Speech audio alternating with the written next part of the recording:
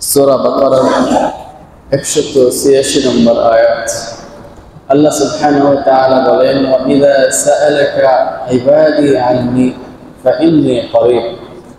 নবী, যখন আপনাকে আমার বান্দারা আমার সম্পর্কে জিজ্ঞাসা করবে যে আমি কোথায়, আমি কই থাকি, কত দূরে, আমাকে ডাকলে পাওয়া যাবে কি পাওয়া যাবে না, এরকম কোনো প্রশ্ন যখন করবে, ফাইন্নী করিব, তাকে আপনি জানায় দেন, সেই জন্য জেনে রাখেন আমি তার খুব নিকটে আছি।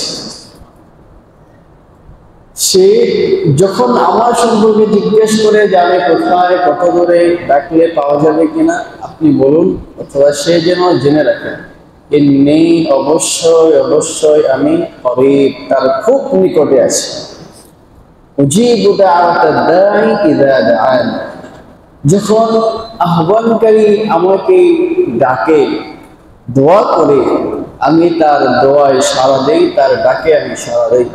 ফাল্যাস্তাজিবু লি, সুতরাং তারা যেন আমাকে ডাকে, ওয়ালইউমিনু বি, এবং আমার উপর যেন ঈমান রাখে, বিশ্বাস রাখে, আমি তাদের দোয়া, তাদের ডাকে সাড়া দেব, এই বিশ্বাস যেন তার ভিতরে থাকে। লাআল্লাহুম ইয়ারশুদুন, এতে করেই সে সঠিক পথ প্রাপ্ত হবে।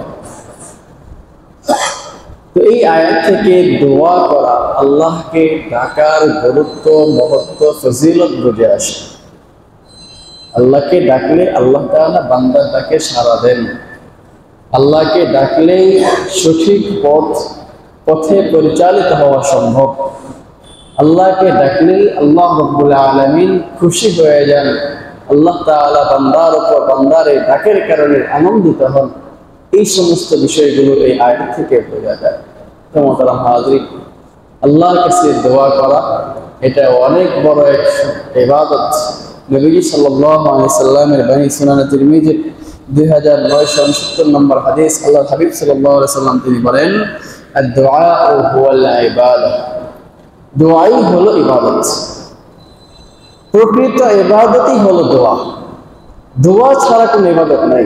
দোয়াই হলো আসল ইবাদত। আল্লাহকে ডাকার মধ্যেই ইবাদত। এই যে আমরা নামাজ পড়ি, নামাজের একেবারে শুরু থেকে নিয়ে শেষ পর্যন্ত পুরোটাই দোয়া। নামাজ শব্দটা হলো ফার্সি, উর্দুতে ব্যবহার হয়। আরবি শব্দ হলো সালাত, বাংলা হলো দোয়া করা, প্রার্থনা করা। নামাজের শুরু থেকে শেষ পর্যন্ত পুরোটাই দোয়া। দোয়াই হলো ইবাদতের মগজ। আর হাদিসে আসছে দুআউ মুখল ইবাদত, দোয়া হলো ইবাদতের আসল, দোয়া হলো ইবাদতের মগজ।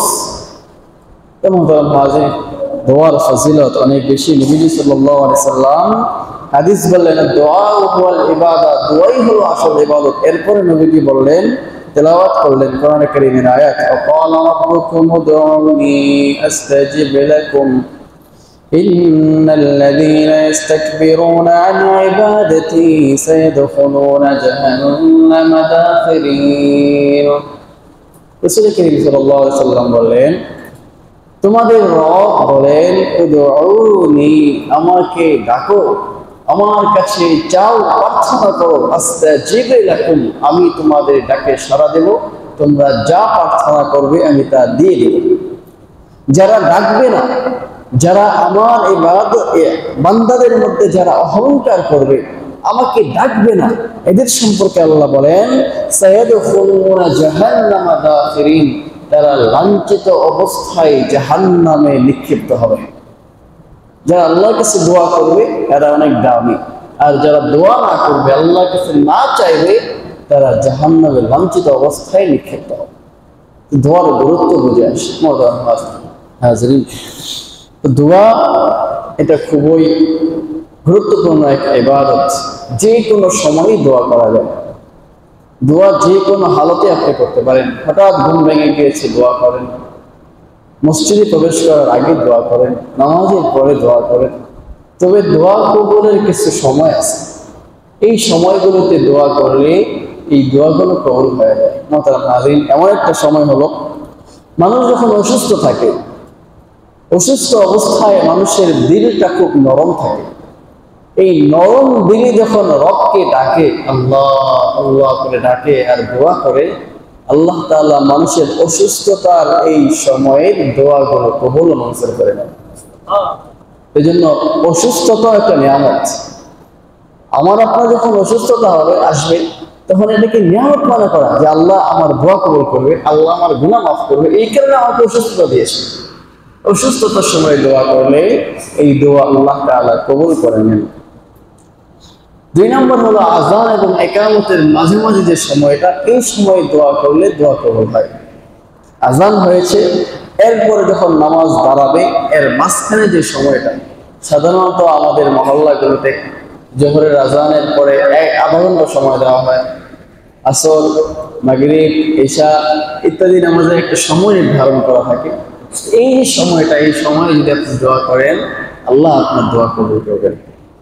3 নম্বর সময় হলো 2 খুতবার মাঝামাঝি সময়। জুমার দিন যখন খুতবা দেওয়া হয়, 2 খুতবার মাঝামাঝি সময়ে যতক্ষণ সময় ইমাম সাহেব বসে থাকেন, এই বসে থাকার সময়ে যদি আপনি দোয়া করেন, এই দোয়াটা আল্লাহ কবুল করেন। এই জন্য খুতবার পুরো সময়টা মনোযোগ সহকারে চুপ থেকে শ্রবণ করতে হয়। আর ইমাম যখন প্রথম খুতবা শেষে বসবেন, দ্বিতীয় খুতবা দেওয়ার জন্য দাঁড়াবেন, এর মাঝখানে যে সময়টুকু, এই সময়ে আল্লাহর কাছে আপনি আপনার প্রয়োজনীয় জিনিস চেয়ে নেবেন যে আল্লাহ আমার এটা দরকার, আল্লাহ আমার এই সমস্যা, আমার পেরেশানি, আমার হতাশা, এই সেই। আপনি এই ছোট্ট সময়ের মধ্যে আল্লাহকে চেয়ে নেবেন। হাত তুলেই দোয়া করতে হবে এটা ওয়াজিব না, এটা জরুরি না, মনে মনে দোয়া করা যাবে। আপনি আল্লাহর কাছে দোয়া করবেন। এরপরে হলো জুমার দিন আসর এবং মাগরিবের মাঝামাঝি সময়ে আল্লাহ তাআলা বান্দার দোয়া কবুল করেন। এই জন্য জুমার দিন আসরের থেকে নিয়ে মাগরিব পর্যন্ত এই সময়টা খুব গুরুত্বপূর্ণ। এই সময়টা আমাদের উচিত তাসবিহ তাহলিলে কাটানো, এই সময়টা আল্লাহর ইবাদতে কাটানো এবং দোয়ার মধ্যে কাটানো। কারণ এই সময়ে দোয়া করলে আল্লাহ সুবহানাহু ওয়া তাআলা দোয়া কবুল করে নেন। দোয়া কবুলের আরেকটি সময় হলো প্রতি ফরজ নামাজের পরেই বান্দার দোয়া আল্লাহ তাআলা কবুল করেন। প্রতি 5 ওয়াক্ত ফরজ নামাজের পরেই বান্দা যে দোয়াটা করে, এই দোয়া আল্লাহ তাআলা কবুল করেন। আমরা তো ফরজ নামাজটা পড়ে আর অপেক্ষা না, পিছনে কে নামাজ পড়তেছে এটাও দেখি না, এই উঠে চলে যায়, সামনে দিয়ে চলে যায়। দেখা যায় পিছনে এক কাতার নামাজ পড়তেছে, মাঝখানে 2-1 কাতার খালি হয়ে গেছে, মুসল্লি নাই। এত তাড়াহুড়া আমাদের, 2 মিনিট 3 মিনিট 5 মিনিট সময় আমাদের সহ্য হয় না। একটু বসেন, দোয়া করেন, বসলেও সব পরবর্তীতে হাদিস আসবে। তোমার হাজিরিন, এই সময়গুলোতে দোয়া করলে আল্লাহ তাআলা বান্দার দোয়া কবুল করে নেন। মুসনাদ আহমদের 8748 নম্বর হাদিস, হযরত আবু উমামা রাদিয়াল্লাহু তাআলা বর্ণনা করেন, তিনি বলেন, কাইলা ইয়া রাসূলুল্লাহ আইয়ুদ দুআই আসমাউ। এক সাহাবী আল্লাহর হাবিবকে জিজ্ঞাসা করলেন, ইয়া রাসূলুল্লাহ, সবচেয়ে বেশি গ্রহণযোগ্য কবুল হয় কোন সময়ের দোয়া? নবীজি সাল্লাল্লাহু আলাইহি সাল্লাম বলেন, জাওফুল লাইলিল আখির ওয়া দুবুরিস সালাওয়াতিল মাকতুবাত। 2 সময় বান্দা যে দোয়া করবে, আল্লাহ তাআলা এই দোয়াগুলোকে খুব তাড়াতাড়ি কবুল করে নেন। 1 নম্বর সময় হলো জাওফুল লাইলিল আখির, শেষ রাতে নির্জনে নিভৃতে সমস্ত মানুষ যখন ঘুমিয়ে থাকে, এই সময় বান্দা উঠে যে দোয়া করবে, এই দোয়া রব্বুল আলামিন বান্দার কবুল করে নেন। 2 নম্বর সময় হলো দুবুরুস সালাওয়াতিল মাকতুবাত, প্রতি ফরজ নামাজের পর যে বান্দা দোয়া করবে, এই দোয়া আল্লাহ তাআলা কবুল করে নেন। সুতরাং ফরজ নামাজের পরে তাড়াহুড়া করে উঠে চলে যাওয়া আমাদের জন্য উচিত নয়। একটু সময় বসেন, মনের আরজিগুলো আল্লাহর কাছে প্রকাশ করেন, আল্লাহর কাছে আপনার চাওয়াগুলো উপস্থাপন করেন, আল্লাহর কাছে চাইতে থাকেন, আল্লাহ আপনাকে দেবেনই দেবেন। মোহতারাম হাজিরিন, ফরজ নামাজের পর কিছু সময় বসে থাকলে কি ফজিলত, এ সম্পর্কে মুসনাদ আহমদের 7551 নম্বর হাদিস, হযরত আবু হুরায়রা থেকে বর্ণিত, তিনি বলেন, সামি'তু রাসূলুল্লাহ সাল্লাল্লাহু আলাইহি ওয়াসাল্লাম ইয়াকুল। হযরত আবু হুরায়রা বলেন, আমি আল্লাহর হাবিব সাল্লাল্লাহু আলাইহি ওয়াসাল্লামকে বলতে শুনেছি, তিনি বলেছেন, ইযা সাল্লা আহাদুকুম সুম্মা জালাসা ফি মুসাল্লাহু লাম তাযাল وملائكة تقول اللهم اغفر له وارحم عليه ما لم يحدث أو يقوم নবীজি বলেন কোন বান্দা যখন ফরজ নামাজ শেষ করে তার নামাজের জায়গায় বসে থাকে, যতক্ষণ পর্যন্ত বান্দা কারোর সাথে কথা না বলবে এবং উঠে না যাবে, এই সময় পর্যন্ত ফেরেশতারা তার পেছন থেকে দোয়া করে আল্লাহুম্মা গফির লাহু ওয়ারহাম আলাইহি, ও আল্লাহ এই বান্দাকে মাফ করে দাও, এই বান্দার উপর তুমি দয়া করো। ফরজ নামাজের পরে একটু বসে আছেন, কিছুই বলতেছেন না, দোয়াও করেন না, কিচ্ছু না, শুধু বসে আছেন, যায় নামাজে কোনো কথাবার্তা না বলে উঠে না গিয়ে বসে আছেন। যতক্ষণ সময় আপনি বসে থাকবেন ততক্ষণ সময় ফেরেশতা আপনার জন্য দোয়া করবে, আল্লাহ এই বান্দাকে মাফ করো, আল্লাহ তার উপর তুমি দয়া প্রদর্শন করো, তার অমুক কাজটা আসান করে দাও, তার কঠিন সময়ে তুমি তার সাথে হয়ে যাও, ও আল্লাহ তার পেরেশানি দূর করে দাও, তার উপর রহম করো, দয়া করো, এইভাবে দোয়া করতে হবে। সুতরাং ফরজ নামাজ শেষ করেই উঠে ধরে মারা এটা চলবে না। বসেন, পিছনে কোনো ভাই নামাজ পড়তেছে, দেখেন খুব জরুরত থাকলে একটু অপেক্ষা করেন, নামাজটা শেষ হোক, এরপর আপনি যান। আরেকজনের নামাজ পড়তেছে পেছন থেকে, আমরা ফরজ নামাজ শেষ করে কাতা পাতা সব ভেঙে বাস দৌড়ানো শুরু করে দিই। মানে আমাদের এই কাজগুলো বোঝায় যে আমাদের দুনিয়ার কাজটা আমার কাছে খুব গুরুত্বপূর্ণ, এটা মানুষকে দেখানো নেই। আমাদের এই সমস্ত কাজগুলোই বোঝায় আমাদের নামাজ কতটা ইখলাস করলো, কতটা নিয়ত সম্মিলিত, আল্লাহর জন্য কতটুকু নামাজ পড়তেছে, এই কাজগুলোই বোঝায়। নামাজটা শেষ হতে দেরি, সময় বের হয়ে চলে যেতে দেরি, একটু বসেন, আসছেন আল্লাহর কাছে, আল্লাহ আপনাকে ডাকছে, আপনি আল্লাহর মেহমান, হাইয়া আলাস সালাহ, নামাজের জন্য আসো বলে আপনাকে ডেকে নিয়ে আসা হয়েছে, আপনি আল্লাহর ঘরে আছেন, এখন আপনি আল্লাহর মেহমান। মেহমান বাড়িতে গিয়ে যদি মেহমান মেজবানের কাছে কিছু চায়, মেজবান এটা দিতে অস্বীকার করে না, দিয়ে দেয়, তার সম্মান রক্ষায়। সুতরাং মসজিদে আপনি আল্লাহর মেহমান, এই মেহমান অবস্থায় আপনি আল্লাহর কাছে কিছু চাইলে আল্লাহ অবশ্যই আপনাকে দিয়ে দেবেন। আমরা তাড়াহুড়া শুরু করে দিই, এই কাজটা করবো না।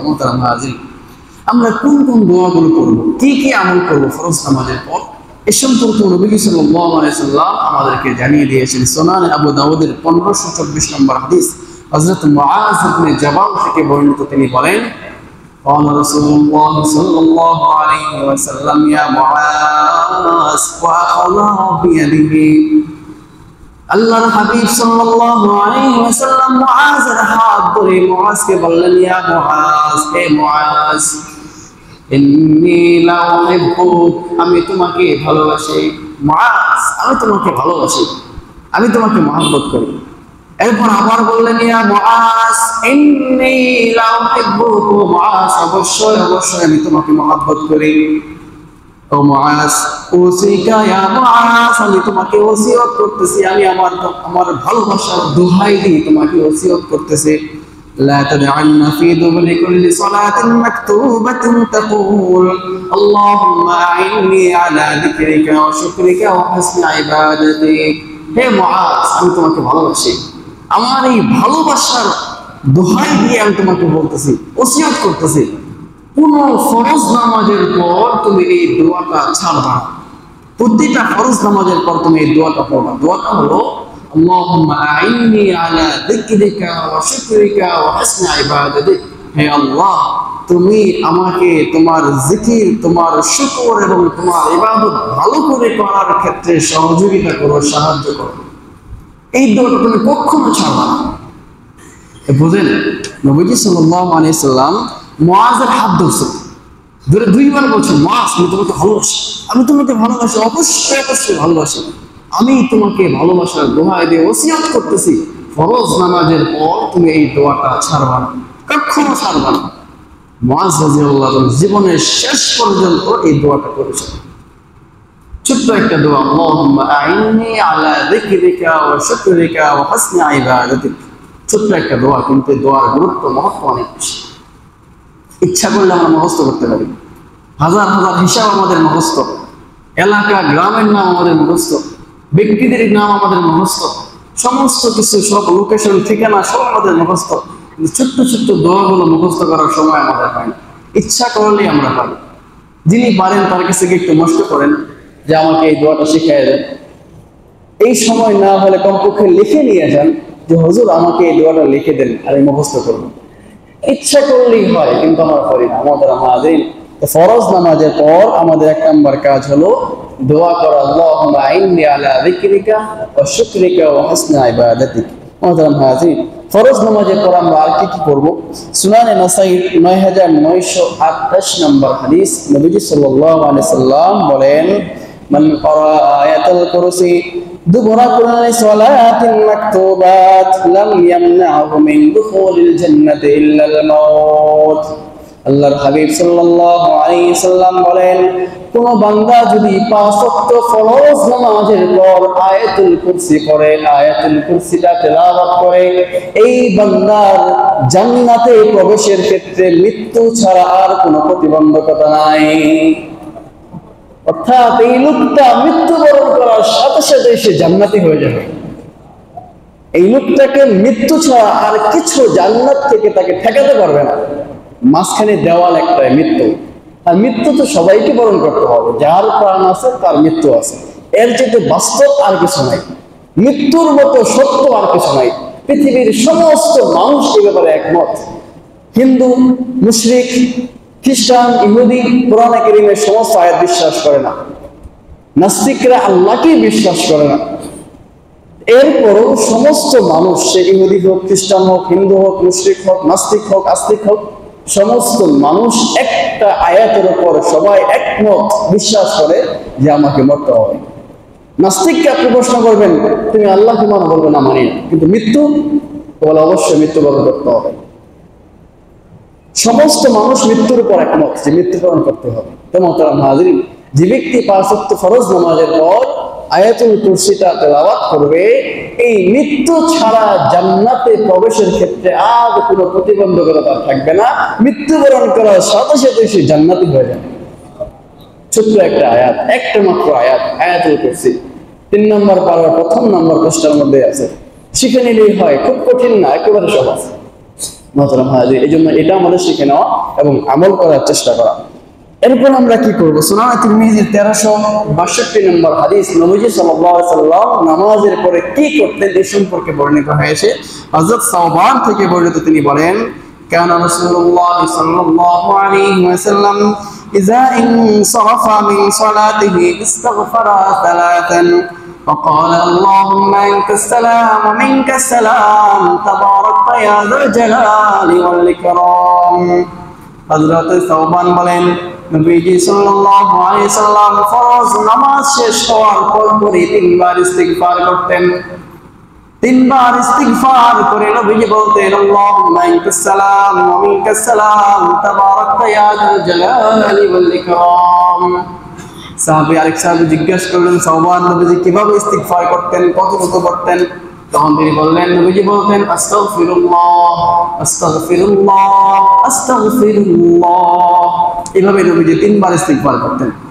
সালামটা ফিরাইতেন, ফেরানোর পরে পরে নবীজি বলতেন, আস্তাগফিরুল্লাহ আস্তাগফিরুল্লাহ আস্তাগফিরুল্লাহ আল্লাহুম্মা আনতাস সালাম ওয়া মিনকাস সালাম তাবারাকতা রাব্বানা ওয়া তাআলাইতা ইয়া যাল জালালি ওয়াল ইকরাম। নবীজি সাল্লাল্লাহু আলাইহি ওয়াসাল্লাম এই দোয়াটা পড়তেন। এরপর আল্লাহুম্মা ইন্নী আলা যিকরিকা ওয়া শুকরিকা ওয়া হুসনি ইবাদাতিক এটা করতেন। এরপর নবীজি আয়াতুল কুরসি তেলাওয়াত করতেন। তো মোহতারাম হাজিরিন, ফরজ নামাজের পর নবীজি সাল্লাল্লাহু আলাইহি ওয়াসাল্লাম থেকে বর্ণিত কিছু দোয়া আমরা জানতে পারলাম। আরেকটি হাদিসে, সহিহ মুসলিমের 1377 নম্বর হাদিস, আল্লাহর হাবিব সাল্লাল্লাহু আলাইহি ওয়াসাল্লামের পক্ষ থেকে ফরজ নামাজের পর কোন ইবাদত, কোন তাসবিহগুলো করব এই সম্পর্কে বর্ণিত। হযরত কাব ইবনে উজরা রাদিয়াল্লাহু তাআলা থেকে বর্ণিত, তিনি বলেন, قال رسول الله صلى الله عليه وسلم معقبات لا يخيب قائلن أو فاعلن دبر كل صلاة مكتوبات। আল্লাহর হাবিব বলেন, প্রত্যেক ফরজ নামাজের পরে যে ব্যক্তি এই কথাগুলো বলবে, এই লোকটা কখনো ক্ষতিগ্রস্ত হবে না, বিফল হবে না, নিষ্ফল হবে না, ফলাফল শূন্য থাকবে না। আল্লাহর হাবিব বলেন, সালাতান ওয়া সালাতিনা তাসবিহাতান ওয়া সালাতান ওয়া সালাতিনা তাহমিদাতান ওয়া আরবা'ন ওয়া সালাতিনা তাকবীরাতান। আল্লাহ হাবিব বলেন 33 বার সুবহানাল্লাহ, 33 বার আলহামদুলিল্লাহ, 34 বার আল্লাহু আকবার যে ব্যক্তি করবে রব্বুল আলামিন তাকে ফলাফল শূন্য রাখবেন না, তাকে ফলাফল শূন্য রাখবেন না। সাহাবায়ে কেরাম কয়েকজন আসে নবীর কাছে আরজ করেন, ইয়া রাসূলুল্লাহ, ধনী ব্যক্তিরা তো সব নিয়ে নিল, আমাদের তো কিছুই রইল না। কারণ তারা যাকাত দেয়, সাদাকা করে, হজ করে, হ্যাঁ, কুরবানি করে। আমরা তো গরিব মানুষ, হজও করতে পারি না, কুরবানি করতে পারি না, যাকাতও দিতে পারি না, সাদাকাও করতে পারি না, কাজ কাম করি, হ্যাঁ, খেটে খাই। আমরা তো অনেক পিছায় গেলাম, ধনী সাহাবীরা তো অনেক আগে গেল। ইয়া রাসূলুল্লাহ, আমরা তো ঠকে গেলাম। নবীজি বলেন, শোনো, তোমাদেরকে একটা জিনিস শিখাই দিই, কিছু তাসবিহ তোমাদেরকে শিখাই দিচ্ছি। এই তাসবিহ গুলো তোমরা যদি আদায় করো, ধনী ব্যক্তিরা এই সমস্ত আমল করে যা পায়, আল্লাহ তোমাদেরকে ওই সবগুলো দিয়ে দিবেন। এরপরে নবীজি শিখাই দিলেন, প্রত্যেক ফরজ নামাজের পর 33 বার সুবহানাল্লাহ, 33 বার আলহামদুলিল্লাহ, 34 বার আল্লাহু আকবার। এই তাসবিহগুলো প্রতি ফরজ নামাজের পর তোমরা পড়বা। তোমরা গরিব বলে যে আমলগুলো করতে পারো না, ধনীরা আমল করে যা সওয়াব পায়, আল্লাহ তোমাদেরকে সমান সওয়াব দান করবেন। সাহাবায়ে কেরাম, গরিব সাহাবীরা খুব খুশি হলেন, আমল শুরু করে দিলেন। কয়েকদিন পরে আবার আসেন, আসে বলেন, ইয়া রাসূলুল্লাহ, মন খুব খারাপ, কি হয়েছে? ইয়া রাসূলুল্লাহ, গুমর ফাঁস হয়ে গিয়েছে। ধনী সাহাবায়ে কেরাম যারা, তারা তো ইবাদত করে, আবার কুরবানি করে, হজ করে, যাকাত দেয়, সাদাকা করে। তা আমরা তো গরিব, আপনি আমাদের গরিবদেরকে যে তাসবিহগুলো শিখিয়ে দিলেন, আমরা এগুলো করে তাদের সবগুলো নিতেছি। এখন তারাও এগুলো জেনে ফেলে তারা নিজেরও আমল শুরু করে দিয়েছে। আমরা তো ইয়া রাসূলুল্লাহ পিছায় গেলাম। তখন নবীজি বলেন, যালিকা ফাদলুল্লাহ ইউতি মান ইয়াশা, এটা হলো আল্লাহর ফজল, করম, যাকে ইচ্ছা তাকে দান করেন। অর্থাৎ ধনী ব্যক্তিরা যদি এই আমলগুলো করে, আল্লাহ তাদেরকে সওয়াব দিবেন। সম্পদ আল্লাহ দিয়েছেন, আমার সওয়াব কামার রাস্তা আল্লাহ তাকে দিয়েছেন, এটা আল্লাহর পক্ষ থেকে ফজল ও করম। তোমরা অপেক্ষা করো, কাল কিয়ামতের দিন যখন হাসর নাসর হবে, যারা মিসকিন আছে, গরিব আছে, অসহায় আছে, এরা ধনীদের 500 বছর পূর্বে জান্নাতে প্রবেশ করবে, সন্তুষ্ট করে দিলেন। মুহতারাম হাজিরিন, এই হাদিস থেকেও বোঝা যায় যে এই 3 তাসবিহ যদি আমরা প্রতি 5 ওয়াক্ত ফরজ নামাজের পর পড়ি, তাহলে কুরবানি করতে পারলাম না, সামর্থ্য নাই, আল্লাহ এই সওয়াব দিবেন। যাকাত দিতে পারি না, সামর্থ্য নাই, আল্লাহ এই সওয়াব দিবেন। হজ করতে পারলাম না, এই সওয়াব আল্লাহ তাআলা আমাকে দিয়ে দিবেন, আমাকে আপনাকে দিয়ে দিবেন। এজন্য এই তাসবিহগুলো আমাদের পড়া উচিত। মুহতারাম হাজিরিন, নবীজি সাল্লাল্লাহু আলাইহি সাল্লাম থেকে আরেকটি তাসবিহ বর্ণিত হয়েছে। এই তাসবিহ সম্পর্কে নবীজি বলেন, যে ব্যক্তি 33 বার সুবহানাল্লাহ, 33 বার আলহামদুলিল্লাহ, 34 বার আল্লাহু আকবার, 33 বার আল্লাহু আকবার প্রতি 5 ওয়াক্ত নামাজের পরে পড়ে এই দোয়াটা পড়বে, লা ইলাহা ইল্লাল্লাহ ওয়াহদাহু লা শারীকা লাহু লাহুল হামদু ওয়া লাহুল মুলকু ওয়া হুয়া আলা কুল্লি শাইইন কাদির। এই দোয়াটা যে ব্যক্তি পড়বে, রব্বুল আলামিন তার জিন্দেগীর গুনাহ যদি সমুদ্রের ফেনা পরিমাণ হয়, তাও আল্লাহ মাফ করে দেবেন। এই দোয়াটা আমাদের পড়া উচিত। মুহতারাম হাজিরিন, বিশেষ করে ফজরের নামাজের পর তাসবিহ পড়ার মোক্ষম সময়, এই সময় ব্যস্ততা কম থাকে, গরম থাকে না, এই সময়টা আমাদের খুব শরীরটা চাঙ্গা থাকে, সারা রাত ঘুমানোর কারণে শরীর খুব আরামদায়ক থাকে। এই সময়ে বিশেষ কিছু তাসবিহ আছে, এগুলো আমাদের পড়া। বিশেষ করে নবী সাল্লাল্লাহু আলাইহি সাল্লাম থেকে বর্ণিত সহিহ মুসলিমের হাদিস, আল্লাহ হাবিব সাল্লাল্লাহু আলাইহি সাল্লাম হযরত জুয়াইরিয়া রাদিয়াল্লাহু তাআলা আনহাকে ঘরে রেখে গেলেন, বের হলেন। ফজরের নামাজের পরে নবীজি নামাজ পড়লেন, জুয়াইরিয়াও নামাজ পড়েছেন। নবীজি বের হয়ে গেলেন, জুয়াইরিয়া রাদিয়াল্লাহু তাআলা জায় নামাজে বসে তাসবিহ তাহলিল এবং ইবাদত করতেছেন। আল্লাহ হাবিব সাল্লাল্লাহু আলাইহি সাল্লাম একেবারে চাষের সময়, নাস্তার সময় ঘরে আসলেন। এসে দেখলেন জুয়াইরিয়া এখনো ওই তাসবিহ পড়তেছেন, জায় নামাজে বসে আছেন। নবীজি সাল্লাল্লাহু আলাইহি সাল্লাম তিনি বললেন, আমার মনে হচ্ছে তুমি এখনো জায় নামাজ থেকে ওঠো নাই। বলে, হ্যাঁ রাসূলুল্লাহ, আমি এখানেই বসা ছিলাম, তাসবিহ পড়তেছি। তখন নবীজি বলেন, আমি তোমার এখান থেকে যাওয়ার পর মাত্র 4টা কালেমা পড়েছি। এই 4টা কালেমার ওজন যদি এক পাল্লায় করা হয়, আর তোমার সমস্ত এই সকাল থেকে এই পর্যন্ত যত ইবাদত করেছো, এই ইবাদত গুলো আরেক পাল্লায় তোলা হয়, আমার 4টা কালেমার ওজন বেশি ভারী হয়ে যাবে। জিজ্ঞেস করি, ইয়া রাসূলুল্লাহ, আমাকে শিখিয়ে দিন কি 4টা কালেমা? নবীজি সাল্লাল্লাহু আলাইহি ওয়াসাল্লাম শিখিয়ে দিলেন, সুবহানাল্লাহি ওয়া বিহামদিহি আদাদা খালকিহি ওয়া রিদা নাফসিহি ওয়া জিনাতা আরশিহি ওয়া মিদাদা কালিমাতিহি। ছোট্ট কয়েকটা বাক্য, কয়েকটা শব্দ। এই দোয়াটা কেউ যদি সকালবেলা 3 বার পড়ে, ফজরের পর থেকে নিয়ে চাস্ত নাস্তা করার আগ পর্যন্ত সময় ইবাদত করলে যে সওয়াব হয়, রব্বুল আলামিন পুরো সওয়াবটাকে 3 বার এই কালেমাগুলো বললে আল্লাহকে দান করে দেবেন। সুতরাং ফরজ নামাজের পরে অনেক দোয়া বর্ণিত হয়েছে, আমরা তো দোয়াও করি না, আবার ফরজ নামাজের পরে ইমাম কর্তৃক সম্মিলিত দোয়ার জন্য আমরা ব্যস্ত হয়ে পড়ি। এটা যদি কখনো ছেড়ে দেয় একেবারে হাঙ্গামা লাগাই দিই। মোহতারাম হাজির, আমরা এই সম্পর্কে শুনবো। আমরা যে হাত তুলে দোয়া করি এটা কি হাদিসে বর্ণিত কিনা? তিরমিজি শরীফের 3556 নম্বর হাদিস, হযরত সালমান আল ফারিসি রাদিয়াল্লাহু আনহু থেকে বর্ণিত, তিনি বলেন, قال النبي صلى الله عليه وسلم إن الله حي كريم يستحيي إذا رفع الرجل إليه يديه أن يردهما صفرا خائبتين। আল্লাহ হাবিব বলেন, নিশ্চয় রব্বুল আলামিন হাইয়ুন কারীমুন, তিনি চিরঞ্জীব, তিনি সম্মানিত। কোন বান্দা যখন তার কাছে 2 হাত তুলে দোয়া করে, এই হাত দুইটাকে আল্লাহ খালি হাতে ফিরাই দিতে লজ্জা বোধ করেন। বান্দা যখন হাত দুইটাকে তুলে ধরে আল্লাহর কাছে, এই হাত দুইটা খালি অবস্থায় দোয়া কবুল না করে ফিরাই দিতে আল্লাহ লজ্জা বোধ করেন। সুতরাং এই হাদিস থেকে বোঝা যায় যে হাত তুলে দোয়া করলে দোয়া কবুলের সম্ভাবনা অনেক বেশি থাকে। হাত তুলে দোয়া করা জায়েজ, এটা না জায়েজ বলে কিছু নাই, দোয়া করা যাবে এবং উত্তম দোয়া কবুলের একটা মাধ্যম। এরপর হলো আমরা দোয়া শেষে চেহারায় হাত মুছে ফেলি, এটা কি হাদিসে আছে কিনা? এ সম্পর্কে নবীজি সাল্লাল্লাহু আলাইহি সাল্লাম এর আমল বর্ণিত হয়েছে। হযরত সাঈদ ইবনে ইয়াজিদ থেকে বর্ণিত, তিনি বলেন, আন্না নবী সাল্লাল্লাহু আলাইহি সাল্লাম কানা ইযা দাআ রাফা ইয়াদাইহি ওয়া মাসআ ওয়াজহাহু বিয়াদাইহি। নবীজি সাল্লাল্লাহু আলাইহি সাল্লাম যখন দোয়া করতেন হাত উপরের দিকে তুলতেন এবং দোয়া শেষে তার 2 হাতকে চেহারার মধ্যে মুছে দিতেন। সুতরাং নবীজির সুন্নাহ অনুসারে কেউ যদি হাত চেহারায় মুছে এটা উত্তম, সে সওয়াবের ভাগীদার হবে। এরপরে হলো আমরা যে সম্মিলিত মুনাজাত করি, বিভিন্ন দোয়া, বিভিন্ন অনুষ্ঠান, নামাজের পরে বিভিন্ন জায়গায় একসাথে সবাই মিলে যে দোয়া করে, এটা কি হাদিসে বর্ণিত আছে কিনা না এই সম্পর্কে কি আছে? আল মুআজামুল কাবীরের 3536 নম্বর হাদিস, নবীজি সাল্লাল্লাহু আলাইহি সাল্লাম তিনি বলেন, লা তাজতামিউল মালাউন ফায়াদউ বা'দুহুম ওয়া ইউআমিনুল বা'স ইল্লা আজাবাহুমুল্লাহু তাআলা। কোন কওম যদি একসাথে হয় এরপরে একজন দোয়া করে বাকিরা আমিন আমিন বলতে থাকে, রব্বুল আলামিন এই সমস্ত দোয়াগুলো কবুল ও মঞ্জুর করে নেন। সুতরাং সম্মিলিত দোয়া করলে দোয়া কবুলের সম্ভাবনা অনেক বেড়ে যায়। হাত তুলে দোয়া করলে দোয়া কবুলের সম্ভাবনা অনেক বেড়ে যায়। ফরজ নামাজের পরে দোয়া করলে দোয়া কবুলের সম্ভাবনা অনেক বেশি থাকে। এই কয়েকটি হাদিসকে একত্রিত করেই আমরা সম্মিলিতভাবে ফরজ নামাজের পরে দোয়া করে থাকি। এটা বিদআত নয়, এটা নাজায়েজ নয়, এটা জায়েজ আছে। তবে কেউ যদি এটাকে বাধ্যতামূলক মনে করে যে নামাজের পরে সম্মিলিত মুনাজাত বাধ্যতামূলক বা নামাজের অংশ, এটা যদি কেউ মনে করে তাহলে সে গুনাহগার হবে, সে বিদআতি হবে।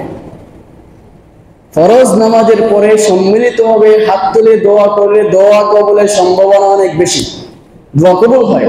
কিন্তু এটাকে যারা নামাজের অংশ মনে করবে অথবা এটাকে যারা জরুরি মনে করবে তারা বিদআতে লিপ্ত থাকবে, এরা গুনাহগার বলে বিবেচিত হবে। কারণ নবীজি সাল্লাল্লাহু আলাইহি সাল্লামের পক্ষ থেকে প্রতি 5 ওয়াক্ত ফরজ নামাজের পরে সাহাবায়ে কেরামকে নিয়ে সম্মিলিতভাবে হাত তুলে দোয়া করছেন, এমন আমল বর্ণিত হয় নাই।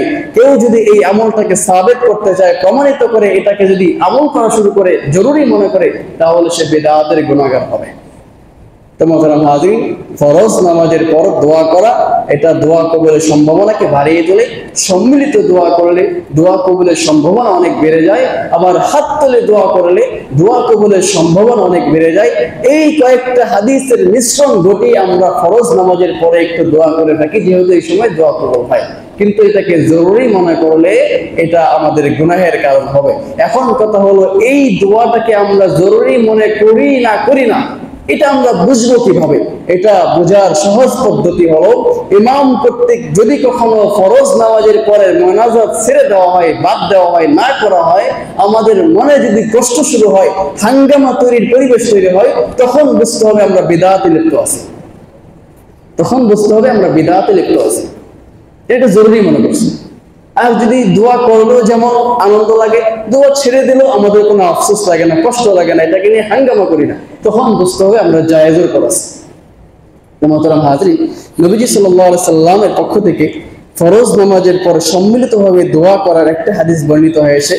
হযরত আবু হুরায়রা থেকে বর্ণিত, তিনি বলেন আন্না রাসূলুল্লাহ সাল্লাল্লাহু আলাইহি সাল্লাম রাফা'a ইয়াদাইহি বা'দা মা সাল্লামা, নবীজি নামাজে সালাম ফেরানোর পরে তিনি হাত তুললেন, ওয়া হুয়া মুস্তাকবিলাল কিবলা, কিবলার দিকে মুখ করে তিনি হাত তুললেন।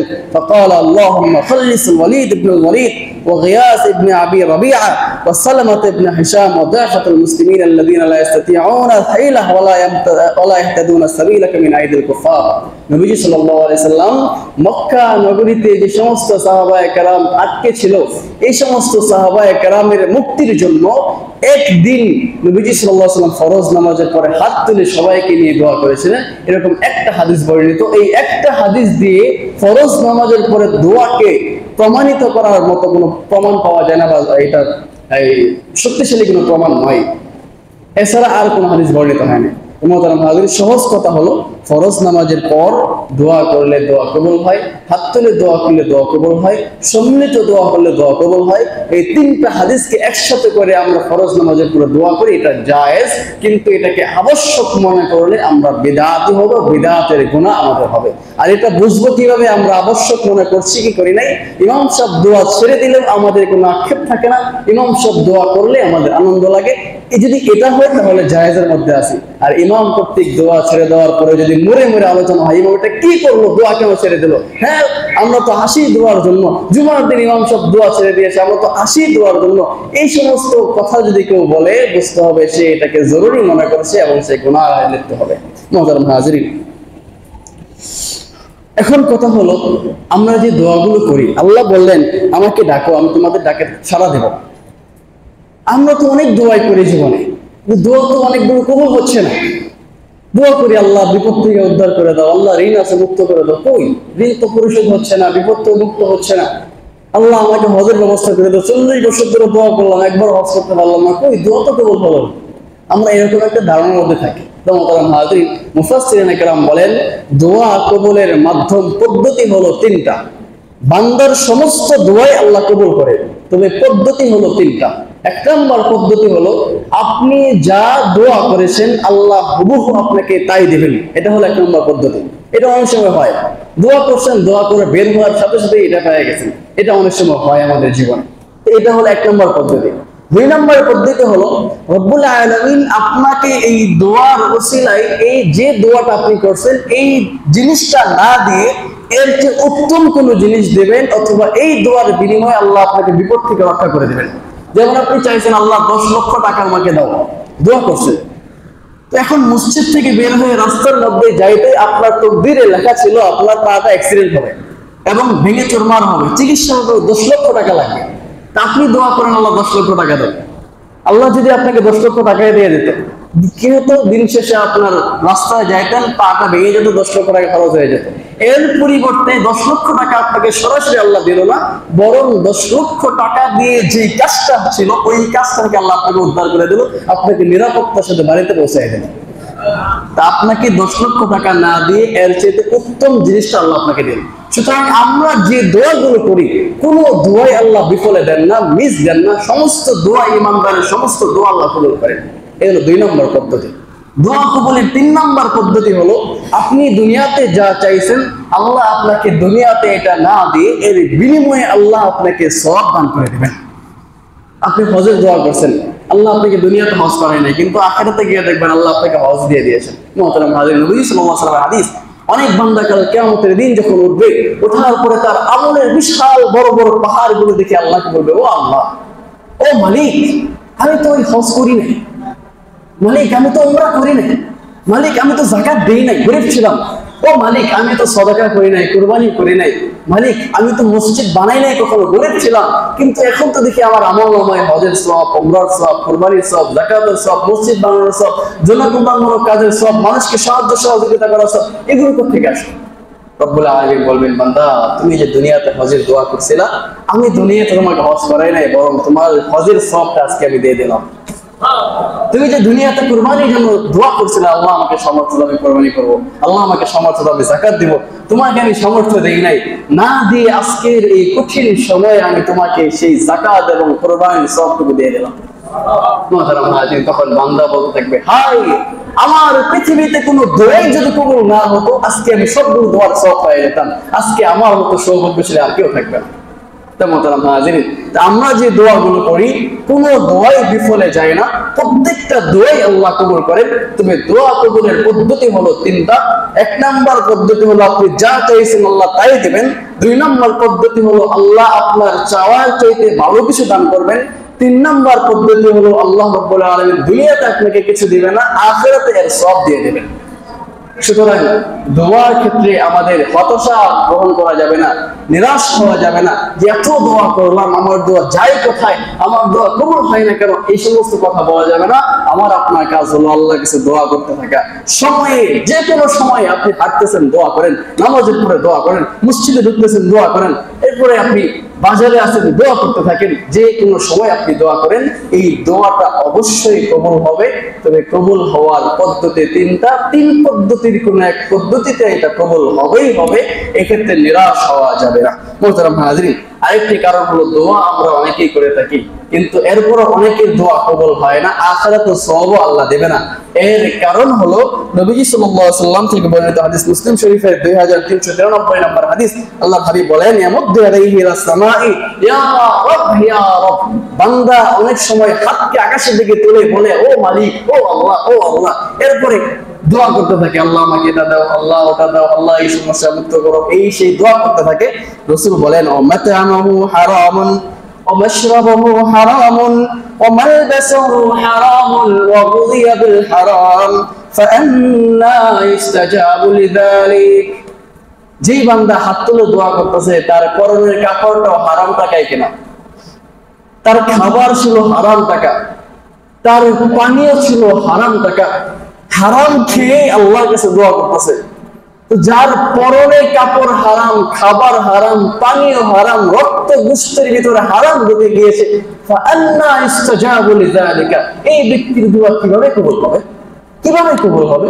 তো মুহতারাম হাজির, দোয়া কবুলের এক নাম্বার শর্ত হলো আমাদেরকে হালাল খাইতে হবে, হারাম থেকে বাঁচতে হবে।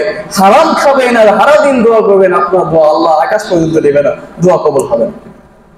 তো মুহতারাম হাজির, কম খান কিন্তু হালাল খাবেন, হারাম থেকে বেঁচে থাকেন। কম পড়েন, হালাল পড়েন, হারাম থেকে বেঁচে থাকেন। দুনিয়ার জীবনটা একটু গরিবানা হোক, দুনিয়ার জীবনটা একটু মিসকিনে হোক, দুনিয়ার জীবনটা অসহায়ত্বের মধ্যে কাটুক, কিন্তু হালাল ভাবে কাটুক। নবী সাল্লাল্লাহু আলাইহি সাল্লাম অসহায় ব্যক্তিদের ব্যাপারে বলেন, আল্লাহুম্মা আহইনি মিসকিনা ওয়া আমিতনি মিসকিনা ওয়াহশুরনি ফি যুমরাতিল মাসাকিন। ও আল্লাহ, আমাকে মিসকিন অসহায় অবস্থায় জীবন দান করো, আমার মৃত্যু যেন এমন অবস্থায় হয় যে আমার কিছুই নাই, আমি অসহায়।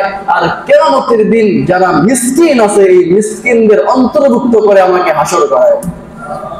সুতরাং আপনি মিসকিন অবস্থায় হালাল খাইলেন, হারাম পরিত্যাগ করলেন, কম করলেন, কম খাইলেন, জীবন যাপনটা আপনার উন্নত নয়, বরং সুন্দর হলো না। খুব টেনে টেনে সংসার চলছে, কিন্তু আপনি হালাল খাচ্ছেন। আল্লাহর কাছে দোয়া করেন, ইবাদত করেন, কাল কিয়ামতের দিন নবী সাল্লাল্লাহু আলাইহি সাল্লামের সাথে আপনার হাসর হয়ে যাবে। আমাদের হাজির, আজকের আলোচনা থেকে যেটা আমাদের বুঝে আসলো সেটা হলো আমাদেরকে দোয়া করতে হবে। যে কোনো সময় দোয়া করা যায়, তবে ফরজ নামাজের পরে দোয়া করলে দোয়া কবুল হয়। ব্যক্তিগতভাবে দোয়া করে